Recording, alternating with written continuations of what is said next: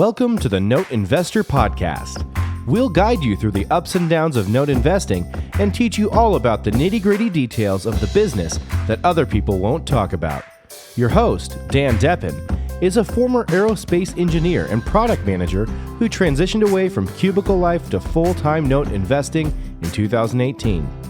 Our website is www.fusionnotes.com, where you can subscribe to this podcast, comment, and find links to other information on note investing.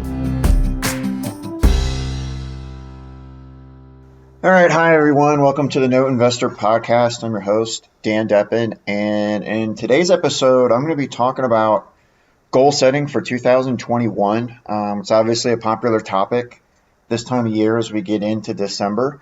And then I'm also going to do some recapping of 2020, mostly from the perspective of the note industry. I mean, obviously, this has been a wacky year. There's a lot of stuff going on and that's happened that we don't necessarily need to rehash. So I'll keep this kind of note specific. And then I'll talk about some of the ways that I go about setting goals and the way that those have evolved over time. And then some of the specific things that I'm looking to do as we get into 2021. But first, we want to kind of talk about recapping 2020. So obviously there was lots of terrible stuff. There's no denying that. Trying to say 2020 was good in a lot of ways makes me think of the scene in The Naked Gun where Frank Drebin's saying there's nothing to see here, and there are like explosions in the background. Obviously the pandemic and lockdowns were not fun and had a lot of impact on note investors, mainly because of courts being shut down. So I had a lot of loans, non-performers, going through the legal process that have just been on kind of a perpetual hold. Not only were the courts closed for a while, but then once the courts got back open, then they had this giant backlog to work through. And I don't know how many times this year I would finally get a court date and I would be excited that things were actually going to move along. And then the judge would just say, well, we're going to do this next month. And things just moved and moved. I did get one forfeiture and eviction done in Omaha. I've got some others that are getting close, did some cash for keys and some other things. So I did get some REOs, but everything was really slow. And in a lot of areas, these continue to be slow. What I'm seeing in the counties where I've got deals in the legal process, the courts are open, but it's just a matter of getting a court date where the judge actually makes a ruling. So still seeing some delays there. I expect that those are going to move faster as we go along. I had a conversation with Franco Barilli recently because I was looking at buying a new non-performer in Indiana, and I was asking him how things were going there. And he said actually in Indiana right now, they're kind of on their normal process. So looking at foreclosures taking about 6 to 8 months, which is kind of typical for that state. So definitely a lot of effects and things that happened that I didn't anticipate. And I'm not even recapping the goals that I set coming into 2020 because like everyone else, a lot of my plans just kind of flew out the window as we got into the year. As I was going back a few weeks ago actually and reviewing, it was interesting how some of the things I had for 2020 were not just goals, but also like a lot of times I make plans for trips and to do different things, and a lot of that stuff just got kiboshed. But it was interesting how the year started really strong. So in February, got a lot of good work done, took a guy's golf trip to Las Vegas, played some really cool golf courses like Wolf Creek in Mesquite, and then in February went to Fort Lauderdale for the IMN conference, met a lot of interesting folks there. That was great. And then it was around, I think, the end of February, I was having a conversation with a friend of mine who lives in Germany, and he has a lot of friends in northern Italy. And he was telling me, yeah, in Italy, they're starting to lock down where you have to stay in your house unless you're going to an essential job or going to the grocery store or going to the pharmacy. And I'm thinking, wow, that's weird. I've never heard of anything like that. This is really unusual. And that was like my first real clue of kind of what was to come. And then, of course, that obviously hit us here a few weeks later. And then when those initial shutdowns hit, they were saying, oh, this is going to be a week or 2 weeks. I didn't think we'd be at the end of the year still dealing with spikes and a lot of these issues. And I've been fortunate in a lot of ways. I mean, and obviously a lot of people have had a lot of personal tragedies this year. I mean, I've definitely had some personal stuff as well, not as bad as some others. But the one thing that was just like the topper for me in 2020 was so the fraternity house I lived in when I was in college, really cool property, and we had this detached barn that was like a party barn. Really special place to me, a lot of good memories there. And that thing burnt to the ground this year. So for me, that was like the 2020 topper was when the barn burnt down. And it was particularly surprising. So if I think back to all the crazy shenanigans and things that transpired around there, the fact that it would burn down is maybe not a complete shocker, but this ended up just being an electrical fire and kind of a fluke. So something like that's going to happen. 2020 was probably the year, although at least fortunately in that fire, no one got hurt. Everyone was okay. We're going to get that thing rebuilt. It'll be all right. But yeah, definitely a pretty zany year all around. Now, as far as the note market itself in 2020, what I saw from my perspective was I saw pricing continue to increase a bit. As we came out of the end of 2019, the market felt like it was getting tighter because the economy was very hot. And then when COVID hit earlier in the year, I expected prices to drop. So I got a little more conservative, obviously, right away then. But I haven't really quite seen the drop in pricing throughout this year, right? So when we were in March, I would not have predicted that real estate prices would stay as high as they have been and the stock market being as high as it has been.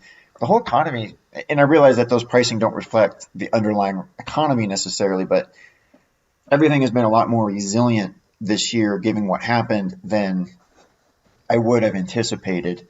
So we've definitely seen note prices kind of continue to climb. And there's been a tightening of supply, not quite as many sellers in the market. My sense of it is a lot of the potential sellers have just kind of been holding tight for the most part right now. And there also seems to be have been a mismatch between buyers and sellers. So I've seen sellers wanting relatively high prices, in some cases insane prices. It's not unusual for some sellers to want insane prices. That's actually kind of normal. But I've been seeing that, a little more almost across the board. And then buyers got more skittish. So buyers kind of lowered their pricing and sellers raised theirs. So I didn't see as much trading this year as you would normally see. I wouldn't say that the market was frozen by any means, but maybe it's kind of like icy or slushy as there's been this this kind of mismatch. And, as we get into next year at some point, I think that's going to shift. At some point, those buyer and seller expectations are going to come closer together, and then we'll start to see more loans trade hands. But 2020 was relatively tight overall. And a lot of that too is, if you look at this, I don't know if I call it an economic crisis, but I think it eventually probably will be. I think it will produce the next wave of notes, but this is obviously a different circumstance than what we had 10 years ago or so with the financial crisis. When the financial crisis hit, it was real estate led. Real estate prices got inflated and people were borrowing to support that level of pricing. So when housing prices collapsed and then all these non-performing mortgages went on the market, a lot of these loans were upside down and had negative equity. So you saw a lot of deed and lose and a lot of lower pricing relative to UPB and BPO. Part of the reason I think, the pricing has held steady this year is that real estate values are high. There's just a general shortage of supply. I couldn't tell you exactly what the root cause of that is. It seems like we haven't been building enough housing over the last couple decades. But there's a good friend of mine I go to the CrossFit gym with, who's a Keller Williams realtor here in the Denver area. And he was telling me that in the Denver metro area right now, the supply of single family homes is about 3,500. And Keller Williams estimates that to have what they consider a stable market, they need about 35,000. So in the Denver area, you're looking at about 10% of the housing supply needed for a stable market, let alone an oversupplied market. And I know a lot of other areas are similar as well. So I think that trend is probably going to persist, and I think that will, who knows where real estate prices will go. I would guess they've got to cool off and drop off at some point, but given that supply demand equation, I don't know that you're going to see things necessarily fall off a cliff like they did several years ago, but we'll see. Now, the other thing I want to talk about too is all the things that went well, because there was actually, like, everybody likes to dwell on the bad stuff that happened in 2020, but there was actually a lot of good stuff that happened as well. So for me personally, I finally got my business really where I wanted it. And these last few months of 2020 from about September on have been particularly good. So back in August of 2018, when I started working on my business full time, obviously I had a battle plan and some goals. I'm just kind of always doing that. And like a lot of things took longer than I expected, mainly because a lot of these deals, when you do a note deal, it's often taking you 1 to 2 years to get to an exit. And a lot of those took longer than I thought. And so it took me basically 2 years to get the business to the point that I originally planned to get to within 1 year. But if you look at like other engineering projects I've worked on and other things, that's probably kind of par for the course in some ways. But business was actually good throughout this net. Did not buy as many loans as I would have liked, just because of that tightness in the market that I talked about. I also kind of made a shift to doing more performing loans and sub-performing loans, because I found it more challenging to find the type of non-performers that I like to buy. A lot of the non-performers I was seeing this year were either vacant or just very stale, where there hadn't been any payments in several years and you were going to end up with the property. I don't do too many deals where I know I'm going to end up with the property. I do them now and then, but only if certain circumstances line up. The other thing that, I'll tag this one as having gone well. It was definitely painful, but I know in other podcasts I've mentioned my hoarder house that I had. This was just a nightmare deal from beginning to end, and I was finally able to exit it early this year. So that was a big relief just to get rid of it. Financially, I took a beating on it. The saving grace on that was just that this was one I had done with my own money. So, at least I didn't hurt anyone else with it, just myself. And I've been intending for a while to go through and do a case study on this in detail. And honestly, I kind of haven't had the stomach to put it all together. Although there were definitely a lot of lessons learned from this deal that I've incorporated into my business. But I can talk about it a little bit here. So this was a non-performer that, given the circumstances, I kind of knew was heading to foreclosure. And throughout this deal, so I'll explain, like, there were a number of mistakes I made, and then everything that could go wrong did go wrong after that. So mistake number one was I bought this loan from someone who at the time I thought was my friend. And so I didn't necessarily scrub this as well as I should have. When I'm doing things with my own money, I'm often a little more fast and loose and less thorough than when I'm doing it with other people's money, which is, you should just be consistent throughout there. So that's lesson learned number one. So the first mistake I made going into this was paying more for it than I should have. And so that's the thing that kind of started the whole ball rolling. So bought the loan, completed the foreclosure process and eviction process. That took some time. And then when we got in the house, found out that there was waist high deep trash throughout the entire thing. This was about 1,800 square feet.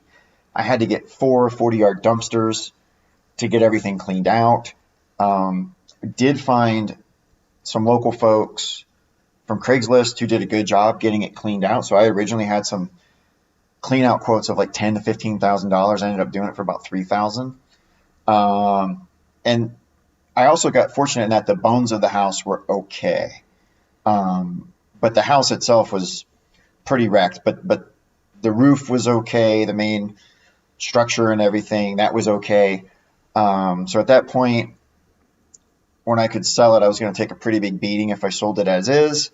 So I decided to try to rehab my way out of it. Had problems with the first contractor, did not do what they were supposed to, painted over doorknobs and windows and all kinds of stuff. That was a mess. And Muncie, Indiana is a tough place. I went through a variety of vendors and not a damn one of them did what they were supposed to. I went through 3 different realtors. So usually what happens is with REOs, right, or just in general in your notes business, you find some vendors that are just really amazing and others that are pretty terrible. And on this particular deal, just everyone in this town was horrible from top to bottom. It was unbelievable. I've never seen anything quite like it. So that rehab process drug out a lot longer than it should have, was a lot more expensive than it should have been. And then when we got to the point of selling it, the buyers were tough. The cash buyers were not willing to pay remotely what it was worth. Very different experience than I've had in other cities. I've dealt with a lot of REOs, either selling them to cash buyers and doing minor rehabs in other places. And this was just like one of Dante's circles of hell. It was just really difficult. So, the buyers were really picky about different things. So I ended up doing additional fixes then to try to get this thing sold. And, it was very frustrating. So I'm working in this town where nobody says they do what they're going to do, what they're supposed to do. You've got hoarders, just as, honestly, a lot of trash people that I dealt with. But then all the buyers were very picky, more so than other markets, but was finally able to get it sold and did get it sold and actually netted, did better with all those rehab and holding costs and nightmares than if I had sold it as is. Although it, from a dollar perspective, wasn't worth the additional stress. Although I think long term, this was going to be super useful as far as just my education as a note and real estate investor, because I walked away with boatloads of lessons learned on this one. I try to think of note investing as a 30-year game, so I'm 45 years old now. So I've hopefully got like a good 30 years left plus to run with this stuff. And so while this one was kind of a nightmare and cost me some money, I think it'll serve me well in the future. And as far as 2020 goes, it was good just to get this one off my damn plate, because this thing drug on, I think it might have been around 2 years overall between the legal process and everything else. So definitely glad to be done with that one. The other thing that really went well is I continued to improve my systems and processes. So I've talked about this a little bit in other podcasts, and I think as we get into the coming year, I'm going to make some more content around this. But overall, the flow of my deals is better. So if you look at the process between receiving a tape, filtering, pricing, putting in offers, doing due diligence on the accepted offers, getting loans boarded, and then managing them once they're in the system, that whole process was a lot more streamlined. It was a lot smoother. I was able to do it with a lot less stress. Things became kind of less manual. Built a lot of templates for some of these various things, a lot of standard operating procedures. So like template letters and template documents. Used a plugin just to do mail merges called Merge Factory, so I can kind of pretty quickly put out documentation and letters and other things. And then brought on Wendy, who has just been spectacular this whole year. So that aspect has gone really well. So my business is now much more scalable and a lot less manual. The other thing I noticed too, and I don't know how much this was me, but the vendor performance overall was better. In 2019, I was tearing my hair out at different points with some of the vendors I was using, just having to follow up on every little thing. It felt like in 2019, if a vendor was supposed to do something and I didn't follow up, it just was never going to happen, and it was going to cost me in some way. Some of this is I made some vendor switches in some cases, and I think my processes of following up with them probably helped. And in one case, I think the loan servicer itself improved. There was one loan servicer I kicked to the curb, which was great. So overall, the back end of the business really got a lot better. The other thing that went well was the training courses that I built. So at the end of last year, released the due diligence course, and then this year released the pricing course. And so the dirty secret behind teaching something or building some kind of training or just making YouTube videos is, if you've ever gone and if you want to get really good at something, go teach it. Because for me, what it does is, like when I built a due diligence course, it was a forcing function for me to get my processes really tight and well thought through. So I'm really the biggest beneficiary of these. But a lot of people bought them and used them and went through them and were able to start buying notes. And I also got a lot of really good feedback on these as well, which is nice. A few lessons learned in them that I'm going to adjust. I think one of the things I tended to do in the due diligence course, I wanted to make that very detailed and have all the bases covered. In a few cases, that can be a little overwhelming for folks. So some folks really like that. Other folks are looking for something a little more streamlined. So I'll probably be making some changes to some of those things as we go along in the coming year. The other thing that went well was the audience growth. So right now I've got about 850 subscribers to the YouTube channel. And if you're not a subscriber, I highly recommend you do that, because I have a lot more content coming out in the next couple months. But that was up to 850. And I'm recording this earlier in December, probably be closer to 900 by the time we get to the end. And that was up from 500 at the beginning of the year. So basically picking up about one YouTube subscriber per day. And that's pretty healthy. There are other note-related channels that have more. I did kind of a look at how everybody else sits. But given how long this is running, that's really good. And the growth path is pretty good as well. And YouTube gives you all kinds of crazy analytics that I've just really recently started to delve into. But there was about 1,500 hours of total watch time on the channel. So that was pretty cool. And then the podcast has continued to grow. So I've been getting about 250 downloads per podcast episode. So be looking to increase that some as well in 2021. Now, the other thing on a personal note is, if you guys know me, I guess I don't really talk about this on the podcast, but I've always been pretty obsessed with golf. And I was able to get my handicap to an all-time low of +1, which was great. And was able to win my club championship in a dramatic 3-hole playoff, which was fun. So that was definitely one of the highlights of my year, and looking forward to hitting that hard again as we get into 2021. All right, so what lies ahead next year as far as the note market goes? I think the big question is what's going to happen with the supply.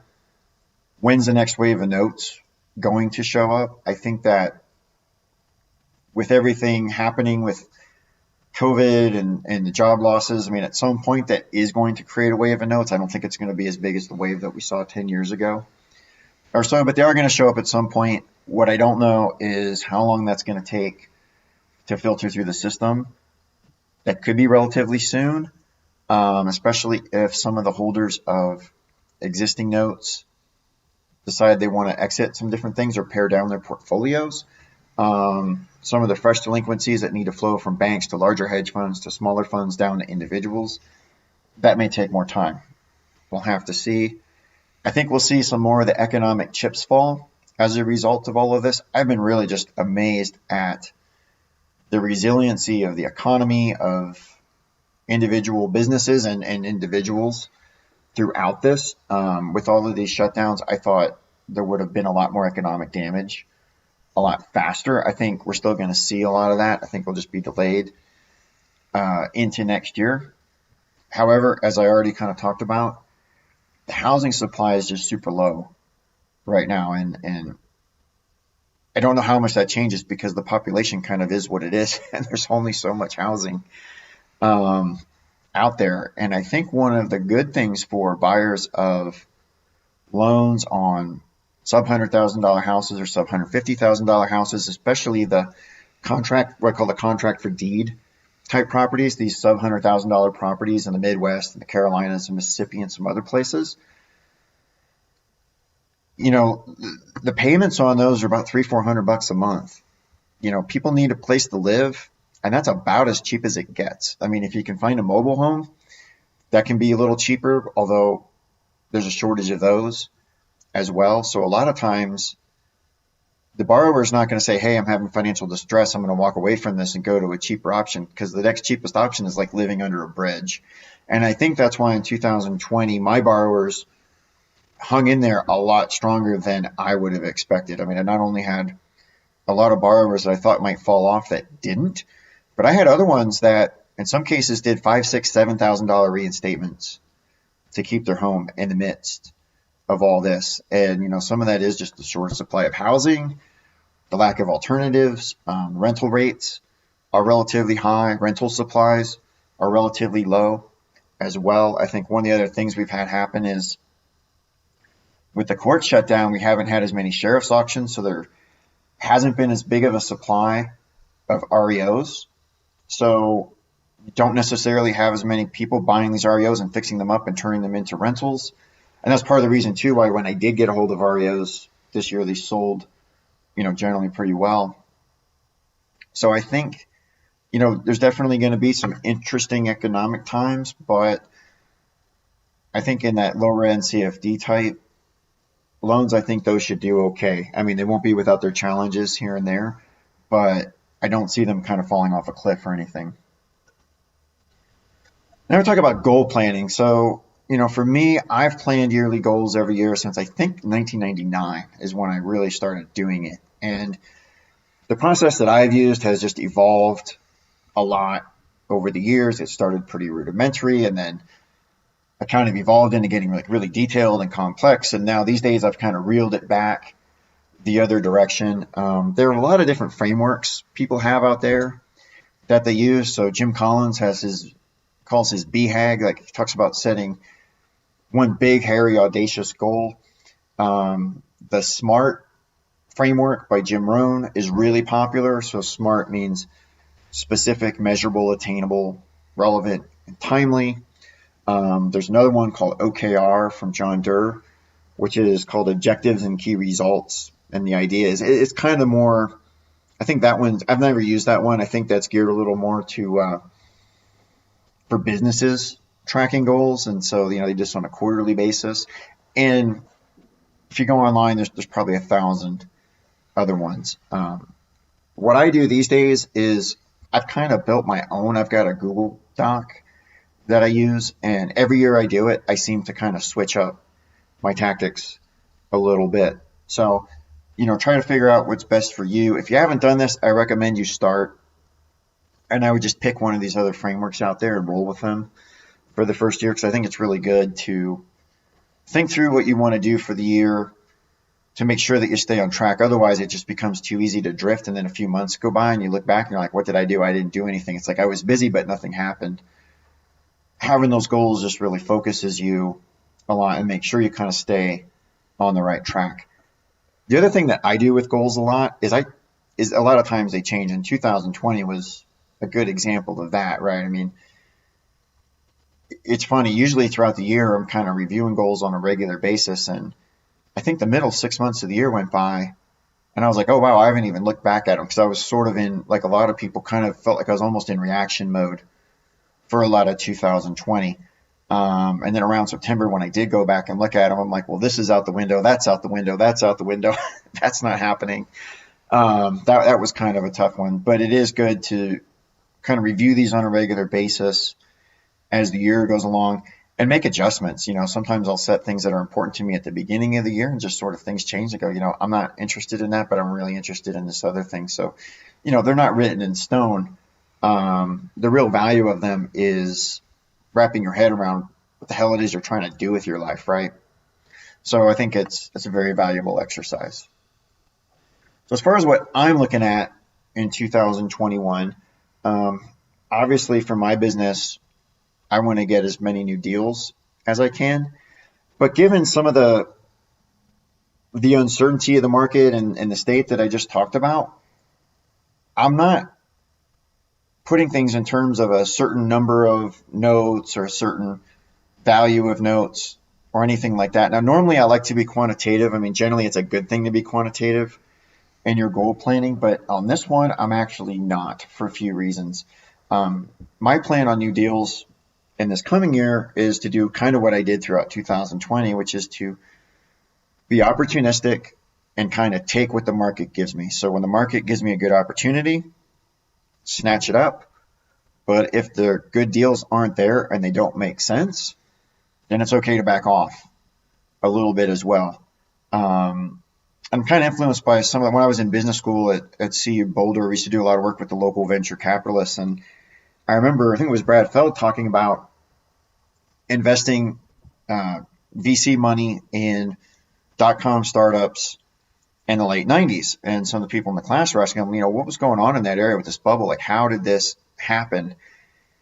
And a lot of the ways that happened was the way that a venture fund works is they have their limited partners, which are their funding partners. These are often pensions or super high worth individuals, things like that. I mean, the analogy in notes would be the joint venture funders, and then the VC firm would be kind of analogous to the note operator. But the thing was, they had tons of funding partners wanting to plow large amounts of money into .com companies, and that's their job, right? And so they got this money and they felt obligated to deploy it, because if they sit back and go, well, these deals don't make any sense, then they're not deploying any money, they're not making any money.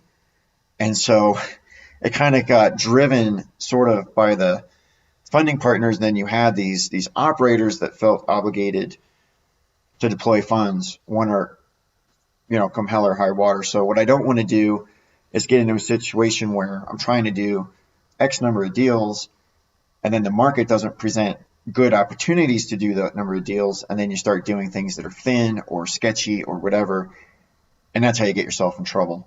So what I'm kind of focused on is being consistent in my processes, getting access to more tapes, scrubbing all the tapes that I get. There were several times this year where people sent me tapes and I would be in the midst of completing another deal or something else, and I never really even had a chance to go through them all the way. So some of that is just being a little more disciplined and making sure I go through them, beefing up some of my processes even more to get through them faster so that I'm taking advantage of what opportunities the market gives me. Now, that's kind of fuzzy for a lot of people. That may not work well, because a lot of people, if they don't have something that's quantitative, they drift. I don't feel like I have that problem so much. My problem is a little more, I try to do too much all the time, and I didn't list it here, but one of the other things I've been really working on lately is trying to apply the 80-20 rule to more things and actually do less and focus more on things that are important.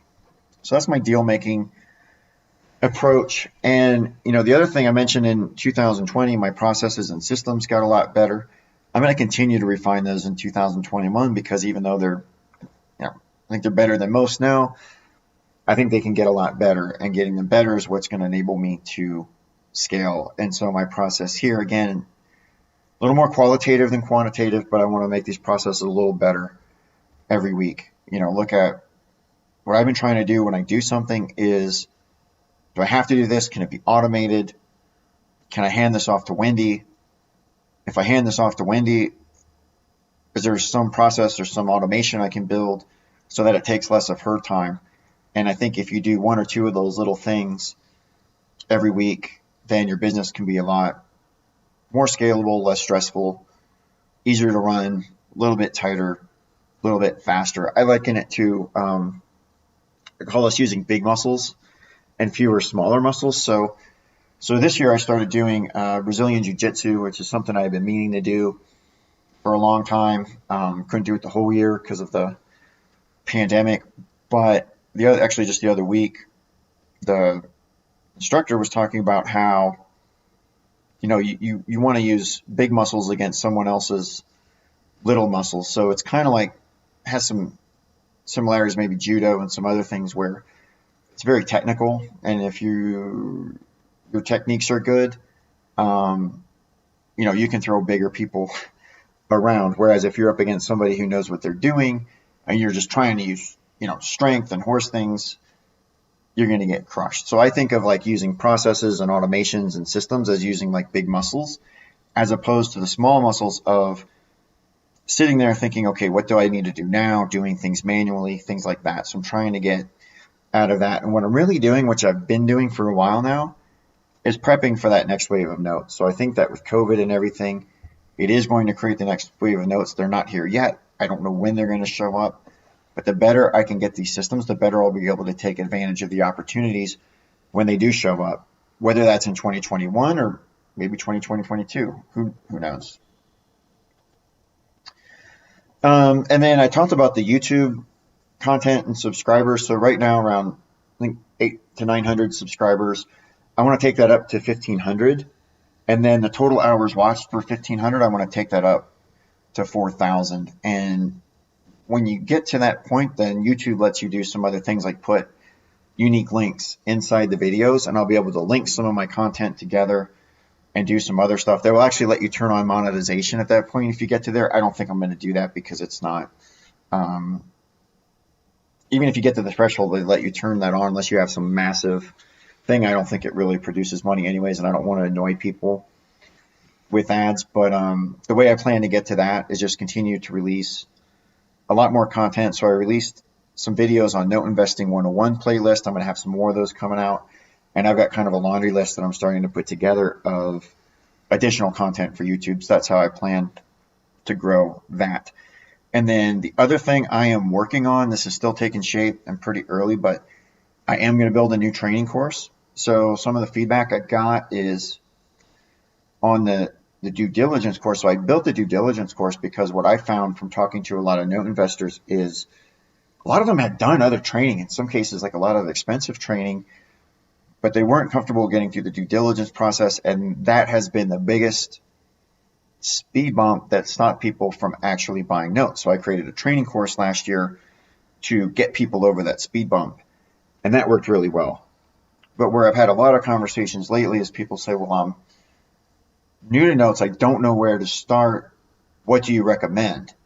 And the problem I have with my courses is I don't have something that says, okay, if I'm starting in notes, here's how you go from learning the basics all the way up to buying. So I'm working on putting that together right now. I've had a lot of really good conversations lately with some different folks who are in that boat of looking to get started in notes. And at some point, I'm going to have the way I'm going to do this is I'm going to have kind of a beta program first with some folks who are interested in kind of being the guinea pigs. And so they'll get that at a lower cost. And then they'll give me some feedback. So I'll kind of create this beta version, run some folks through it, and then come back and make a lot of edits before doing the new one. So I don't know how long this is going to take. The beta program could be anywhere from a couple weeks to a couple months. I don't know. I'm going to try to go as fast as I reasonably can. But the focus on here is going to be a little bit more of a focus on simplification and getting from point A to point B in a certain number of days, taking a discrete number of steps. I've taken some other training courses recently that kind of followed that path that I liked a lot.